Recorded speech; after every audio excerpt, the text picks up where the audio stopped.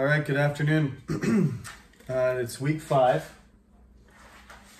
Make sure I get it right this time. Keep forgetting to change the number. But this is our second class of week 5. It does look like the virus is trending down. The cases are going down because everybody's gotten it, except for me, and hopefully not you, but everyone around me has gotten it, and I've been spared. So, you know, it'll be just my luck that we decide to have class on Friday in person, and then I'll get sick. That's probably what'll happen. I'm afraid that's gonna be just the way things go, but nobody can control that. So, as I said, next week, still online. Week 6 is still online, okay? Now, we had a quiz. The first thing I want to say about the quiz is we're missing a lot of people. First quiz, 45 people wrote it out of 54. And the second quiz, only 35. So where did those 10 people go? Did you forget? Or did you not log in time? Or are you sick? I don't know, but I told you, you can miss one quiz. That's not a big deal. The second quiz you miss, you just lose those points. So that's just minus 4% right there if you get 0, okay? One student got 0 anyway because they just guessed completely. I don't know how you get 0 on a quiz where, you know, there's 5 choices. You should get at least 2 out of 10, even if you're guessing. So if you got 0, you're a bad guesser.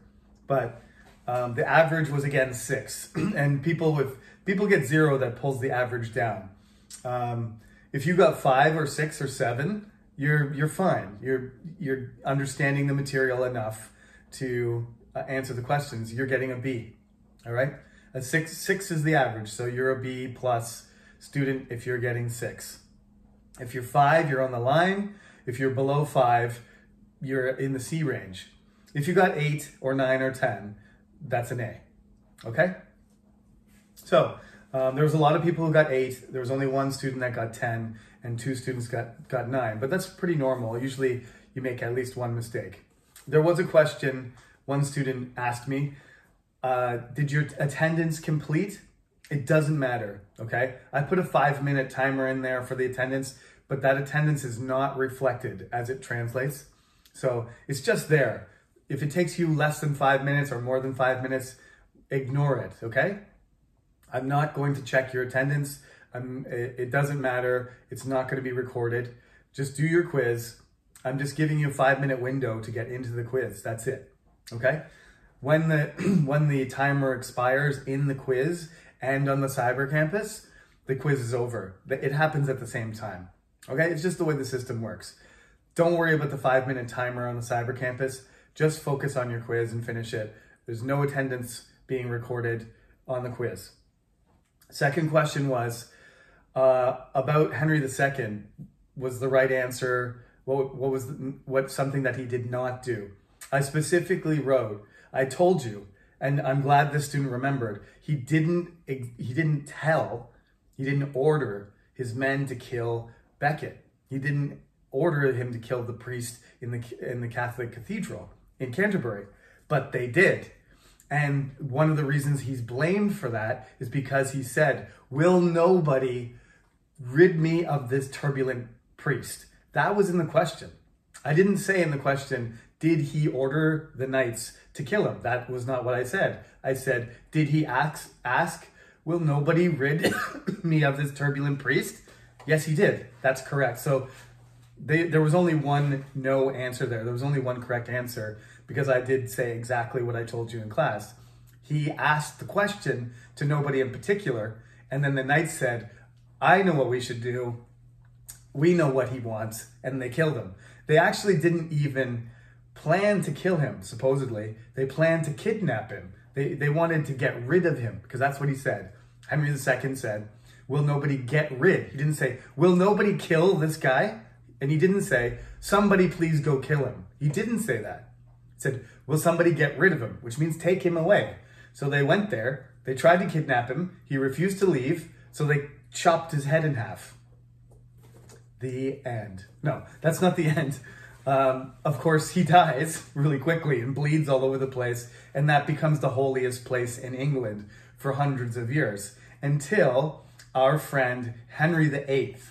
This Henry II caused this to happen. Henry VIII will destroy the shrine of St. Becket because of many factors, but he will destroy it during his reign in the 16th century.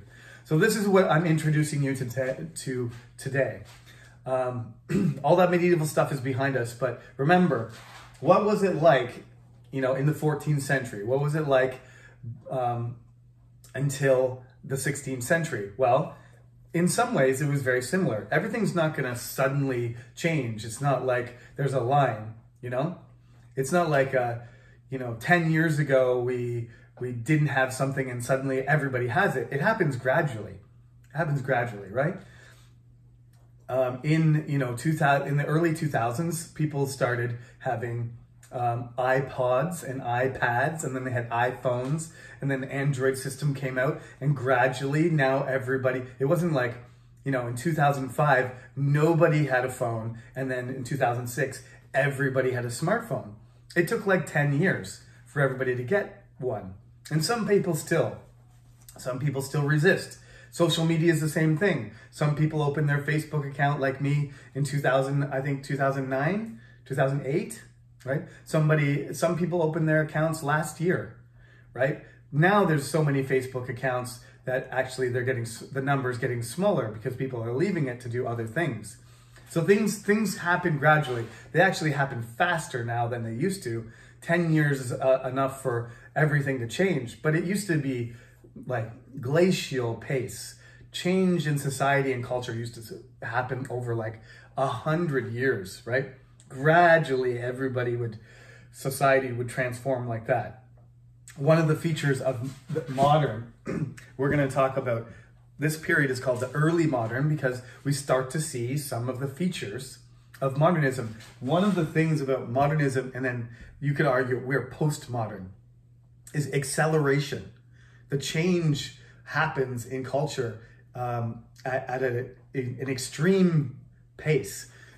In the medieval period, it takes hundreds of years for something to happen. Now it takes a year, Like imagine the response to the Black Death, the way they handled the Black Death, they handled it the same way for hundreds of years. The plague was around, the different types of plagues, but the Bubonic Plague, the Black Death, it started being a problem in Europe in a huge way in the 14th century. And Shakespeare's walking around in London, and people are still dying of the plague, right? We're talking about 300 years later. That's not what happens when we have disease. Like we think the coronavirus has lasted a long time because it's been around for 2 years. The Bubonic Plague might even be the same plague as Justinian. The Justinian plague in the 6th century. In that case, the Black Death was around, coming and going and being around for at least 1,000 years. People have been dealing with these things, and the response to them doesn't change. Our case, less than a year. Vaccines, social, tracking and social distancing, and masks are being produced, right? And regulations are being made, and new treatments are being found, and research is happening. It's incredibly fast, right? So, you got to get your head around this when I'm talking to you about medieval stuff. Medieval stuff, it's a violent, religious-oriented society. Daily violence and death and disease are part of their experience. That's going to continue. That's one of the things about modern people that's different than medieval people, is that we're not surrounded by death. We're not surrounded by disease and death, and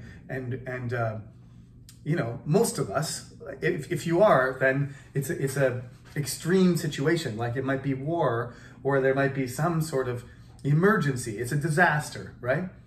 But these people lived in a disaster zone pretty much all the time, especially in the 14th century when the weather was terrible and there was disease that came, but also daily life, Like there was no regulations, there was no proper safety equipment. If you're in your job, you could get your fingers chopped off. If you got your fingers chopped off when you were using something sharp in a farm, there was no medicine or anything to fix that. You could get an infection from cutting your finger and you could die. Nobody thinks about that now. Like, farmers aren't dying from cutting their fingers. We have penicillin and we have surgery and we have hospitals. People don't die from small infections, but people did. You could fall, you have a fire in your house, you could burn your house down. Children could fall into the fire. People used to fall into the river all the time. They didn't know how to swim. People are, operating, using weapons and heavy things. People got crushed, people got maimed. There was no way to treat them properly. Everybody was in pain all the time. There was no Tylenol. You know what I mean? There's no pain medication. If you have a headache, you just pop a couple pills and take a drink of water and, take a rest in a clean bed. They don't have any of that stuff. This is medieval, okay? That's what we were talking about. We talked about classical era, the ancient era, and, that was like that too. But medieval era is particularly, like I said, there's a religious intensity where everything's revolving around that, and there's a violent aspect to it, and a daily experience that people just didn't have. You couldn't say people had psychological diseases because you couldn't be alive without having trauma. People lost their childbirth was dangerous. If you were pregnant and you had 8 children, right? The chances of those children all living were very low. You'd probably lose several of the children and the woman might die in childbirth. This is what life was like. It's nothing like us now. So you have to get your head wrapped around that. What's going to happen in the next part of our course is there's going to be signs that things are changing, but it's going to be very slow. And then as we move into the modern era, to 200 or 100 years ago, you're going to see more and more features of modern come out until in the 20th century, the society is basically modern. But some things hang on right up until I was born. Some things are still around that we consider like, hasn't humanity evolved? Hasn't culture, made this world a little bit better for us to live, but we still have these things? Some of these things seem like they belong from another era. And some of these things in the medieval times seem like they belong in the modern era. The Magna Carta is one of those things, right? That's one of the things why I talked about that, and emphasized the fact that John was a kind of tyrant. He was an authoritative, absolute ruler who was out of control. And the people, the rich people, but the people of the kingdom were very angry. They were frustrated, angry, and they were pushed enough that they didn't replace him. There was no revolution. There was no violent overthrow or coup, but they forced him to write down and agree of some rights, some basic human rights, you might say. Rights for rich people and rights for government and rights for justice, for criminal situations. That's not a lot. To us, that's automatic. You have to do that. They didn't have it. That's a modern thing.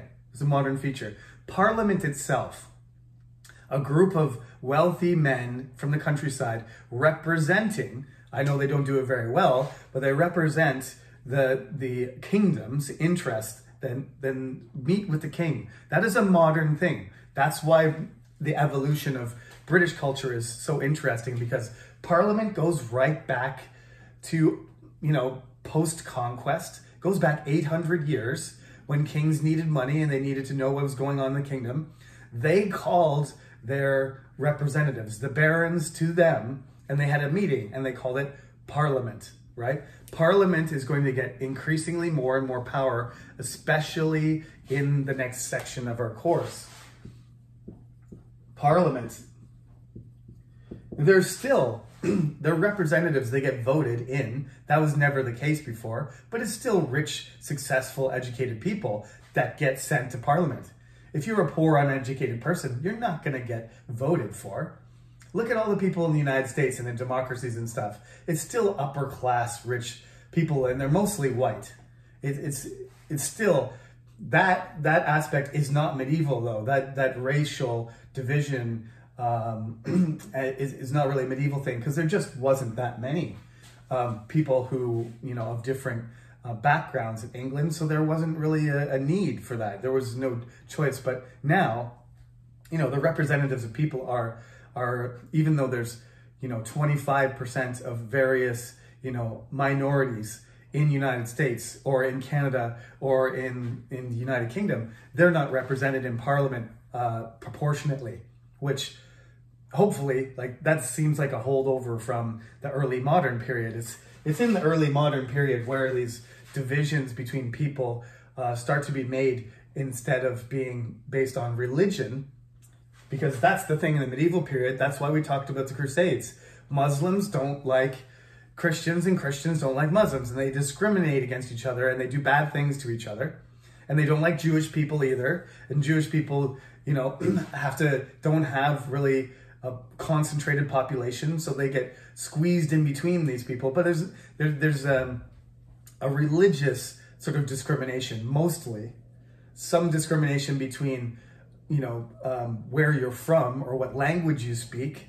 And there's definitely, class discrimination. There's class discrimination, religious, but racial discrimination doesn't happen until early modern. And then it's really a modern thing. Racism is a thing that develops when you start, controlling populations. Nationalism, right?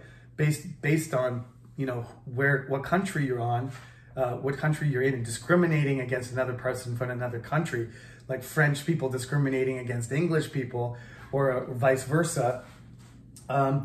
These are things that start happening, and don't think about history as a way of human beings improving all the time. That's what we call Whig history, which is a British way of looking at that.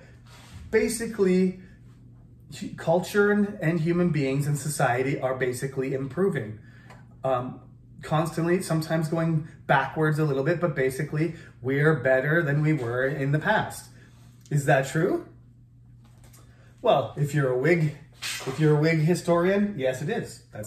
We are making progress. We're based on progress. This is another modern idea. We're going to get to this idea.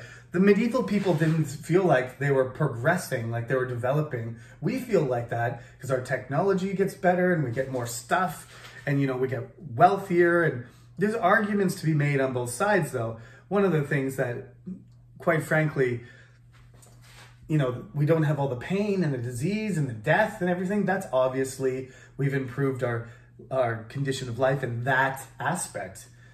But, the discrimination between people based on religion, and then basing it on race, and then basing it on nationalism and, hatred of other people, ethnically or geographically, or in terms of, what citizenship they are. This is really something that human beings have developed to an extreme degree more recently.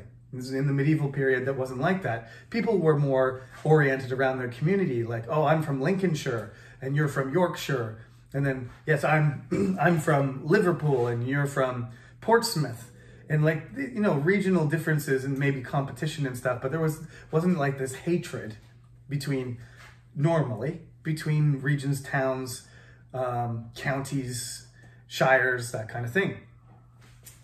So this is one of the things we got to remember. I tried to go in order of time so far, but I'm going to stop doing that. I'm just going to talk about the 16th and 17th century. And I am going to kind of go in a chronological order, like this happened first, and then this king, then this queen, then this king.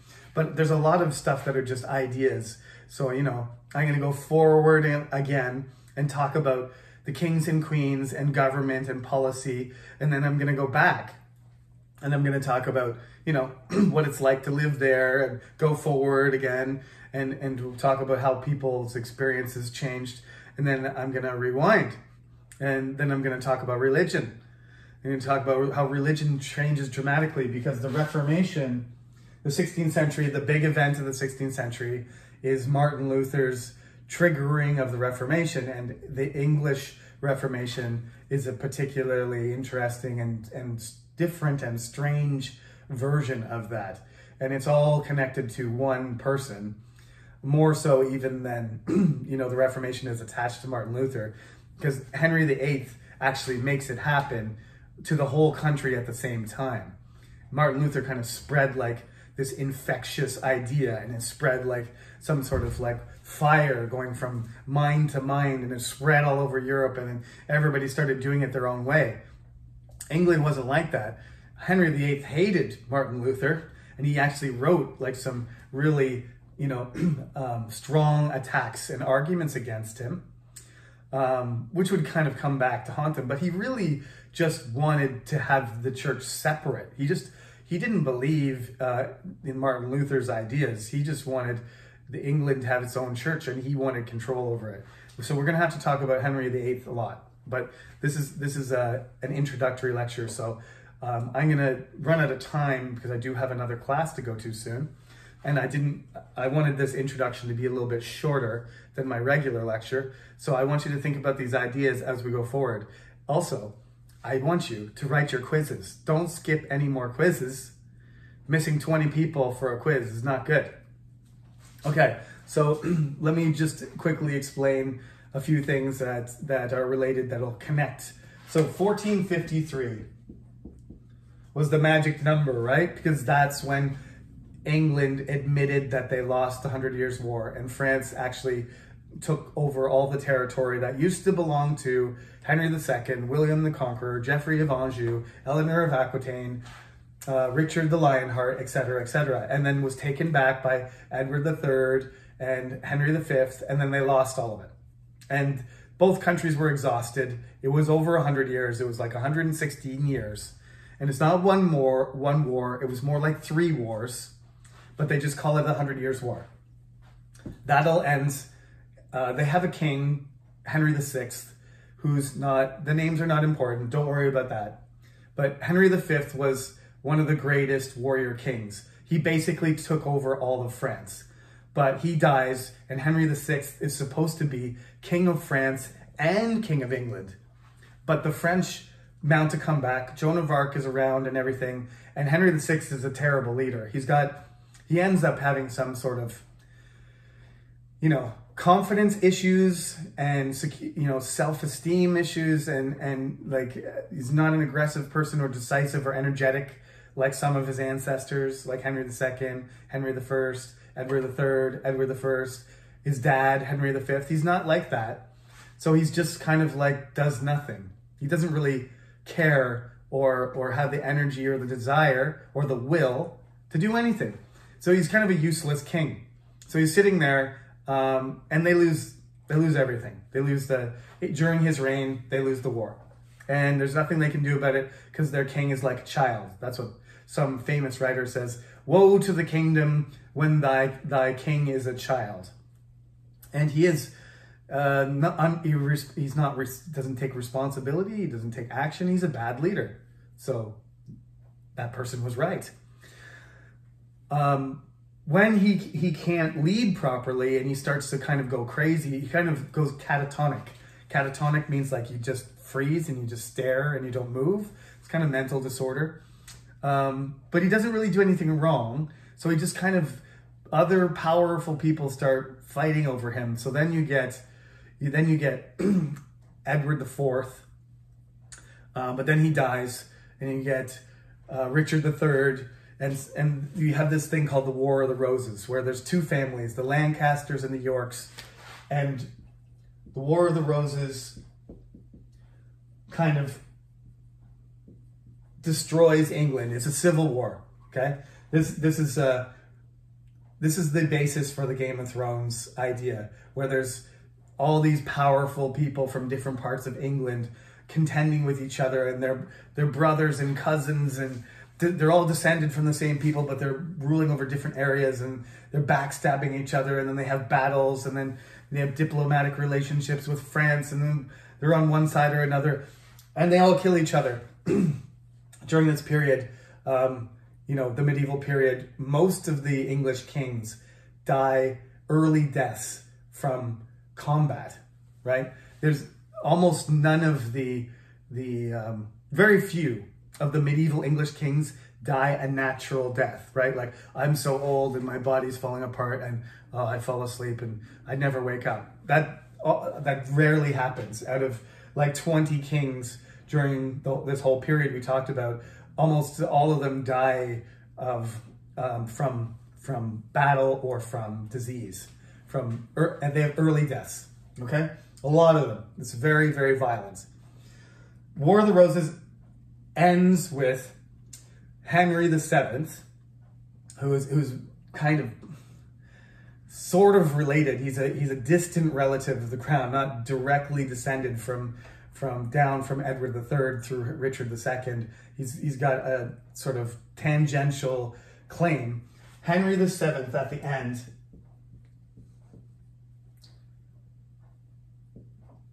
in the famous Shakespeare play Richard III, Richard calls for, they have a battle. Henry Tudor, he comes back from being exiled, and he comes and he gathers people together, and they have a battle, and in the battle Henry wins and Richard loses, and there's a famous scene where he says he loses his horse, and he's trying to attack Henry, and he's a horse, my kingdom for a horse. That's a famous Shakespeare line. All I need is a horse and I can win this battle. But in reality, somebody offered him a horse, but he declined it because he knew he was going to lose the battle. So he fought to death. They killed him. His crown rolled under the hawthorn bush. This is all Shakespeare, but I'll tell you anyway. The story is he was cut down in battle, fighting, against many warriors, and they stabbed him to death, and he fell down, and his crown rolled under a bush, and they grabbed the bush and they put it on Henry's head, and he became Henry VII. The importance of Henry VII can't be underestimated, because all of this violence and death and instability, civil war, 100 Years' War, Black Death, all that stuff ends because Henry VII creates a stable kingdom that's financially solvent. So basically he forgives everybody, says, okay, now I'm the king. I belong kind of to the Lancaster side, but I'm going to marry Elizabeth, who's the daughter of, I believe, Edward IV. So there's the two families that are killing each other, the White Roses and the Red Roses, and the White Roses win. The York family loses. But he marries Elizabeth, unifying the Red Roses and White Roses so that they're not going to fight anymore. So his children will be descended from both branches of the family that are trying to kill each other. Very smart move. So Elizabeth of York marries Henry Tudor, who's basically, he's kind of a Welsh guy, but he's got blood from the Lancasters too. So he's kind of a hybrid Lancaster Welsh guy, and a bunch of Welsh people and Western England people come to his court. And one of his major things is he's very frugal. He doesn't like spending money. As I told you, the English kings always had money problems, mostly because they made war. But Henry VII stopped the Civil War by marrying Elizabeth, and then he had a bunch of children. And as soon as he could figure out how to, make connections with other families, he did. So his first son, Arthur, here we go again, everything comes together, right? He names his first son Arthur, so he will be King Arthur, and he marries him to a princess from Spain called Catherine of Aragon. Now, this is going to be very, very important, so don't forget her name, but next time I'll explain in more detail. So he's trying to make peace with other countries. He's saving money, and he does it. right? He stabilizes the kingdom. He makes sure people are following the laws, and he collects the taxes, and he doesn't fight any expensive wars, and he makes a political alliance with Spain. Very smart thing, because right after he does that, all of a sudden Columbus goes to the New World in 1492, and Spain wasn't a very important country before that, kingdom before that, but suddenly when Castile and Aragon Castile and Aragon are the two big kingdoms. There's others, Asturia, they combine. There was actually more than one kingdom, but they sort of unify Spain into one kingdom, and Columbus finds America. And, you know, the Prince Arthur, the Henry VII's son, is going to be married to Catherine. And the Spanish king, Ferdinand, actually says, actually, we don't really want her to marry your prince anymore, because your country is kind of small and not important, so can you please send her back? And Henry VII says, no way. No way. Before, it looked like a good match because it was just Aragon and Castile and England. But now, all of a sudden, there's going to be a Spanish empire. And Spain's going to be much bigger and much more powerful. It's already sort of more important kingdom than England anyway, since, you know, the Civil War, and they lost the 100 Years' War. But now it just looks like Henry VII is a genius, because he's made an alliance between his country and a really powerful new kingdom that's just, you know, getting more powerful by the year. So that's why Henry VII is important. And of course, Arthur is not going to live, unfortunately, because he would be, if he had, he'd be a real King Arthur. But there never is a real King Arthur. Every prince that's named Arthur dies. So he gets married to Catherine, and then he dies. And then guess who becomes the next in line? Henry. So now we're going to have another Henry. We were supposed to have an Arthur the First, but now we're going to have Henry VIII, and he is the most famous king, not for good reasons, in English history. He's the most famous king. So there'll be lots of interesting things to talk about next class when I introduce you to Henry Tudor, Henry Tudor's son, Henry VIII. Okay? That's where we're going to stop for today. So like I said, please do your quizzes. That's essential. Make sure you watch the videos and keep up. If you have any questions, please ask, but pay attention to when the dates are. 2 weeks from today, we will have our third quiz, which will be week 7. And the week after that is the midterm. Okay? The quiz number 3 will be online again, but the midterm will be in person. Okay? So we're going to keep this going for 1 more week with the recorded lectures. And after that, hopefully 2 Fridays from today, I will see you in class, and then you can ask me personally if you have any concerns as well. Okay? Have a good weekend.